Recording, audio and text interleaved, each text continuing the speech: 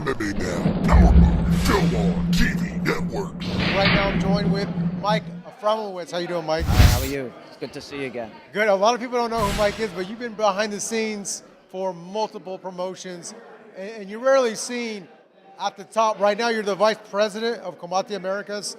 How did that come to be? Well, it's funny. I actually met Campbell 4 years ago through a mutual contact. Somebody that I had worked with. She was a reporter, and she introduced me. She said, I want to introduce you to someone, one of the co-founders of the UFC. He's got a new project coming up. So I connected with Campbell. We spoke a while. Didn't hear from him for a while because he was wrapping up another project that he was doing.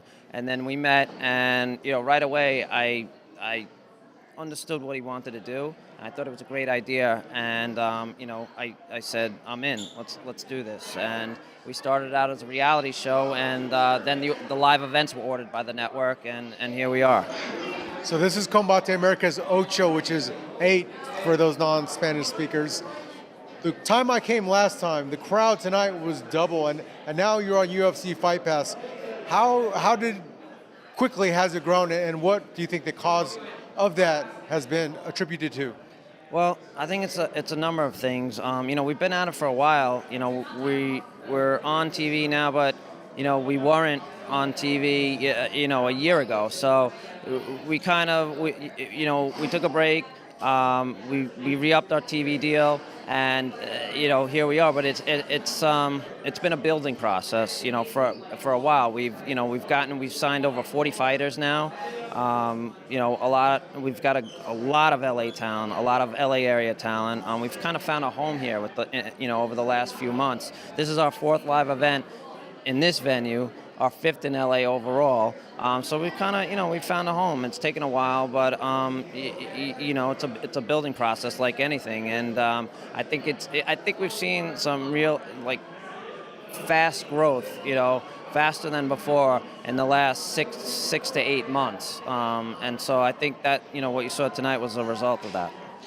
Where do you see Combate Americas going? I mean, originally it was slated for that Latin American, or the Latin audience overall, and now it's kind of transformed. I mean, you have people of all different races and nationalities here today. Right.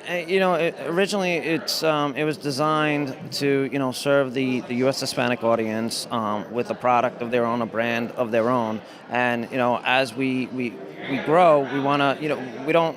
It's not just for Hispanic fighters.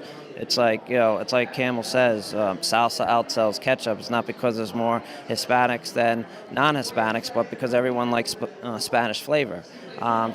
But we have fighters from all different backgrounds, and many of what who you see are going to be Hispanic, but not everybody. So we're always looking for special fighters, who have some type of charisma, a great backstory, who are tremendous athletes, and like I said, we've got over 40 fighters now, and I think you're going to see some real dynamic fights in the next few months. What if you're only half Hispanic? That's good. It's like me, I'm half Hispanic. Yeah, I know. You should sign up. I mean, it's half. I was with another fighter, and I said, he asked me what was my price tag to get in the cage. My price tag is $500,000, like minimum, to get in there. Are you able to accommodate that? Can you speak Spanish? I took it for 8 years. I know a little poquito. All right, we'll sign you up. We'll talk dollars. But I like what you do. I like your radio show and what you're doing in the media. I think you've got a career there. So.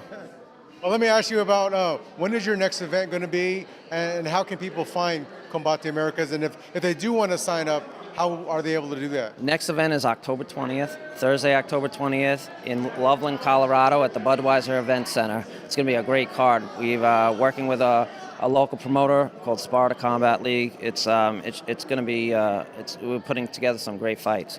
If you want to sign up, you should. We have tryouts on Saturday. Our first ever open tryout, sponsored by the Army.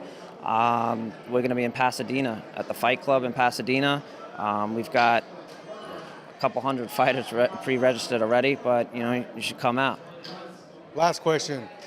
Big event next week, UFC 202, and you've worked in multiple promotions.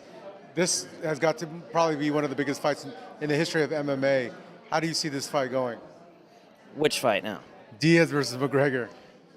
It's too hard to predict. That's a tough one. I mean, I think Nate's, he's got tremendous reach advantage. I mean, he's big. He's a big guy. I mean, at that weight class, he's tall. He's they've got that. He's got that boxing style that's very hard. I mean, honestly, I see it going the same way. Same exact way, second round submission. I don't know about the second round. I don't know the first, second, or third, but I think he has a style that that works for him, and it worked in that fight. So I don't see why he would change it. That right there is Mike Aframowitz. He's the VP of Combate Americas. Again, if you want to sign up to try out, go to combateamericas.com. Check them out. And next event is in Loveland, Colorado. We'll see you then.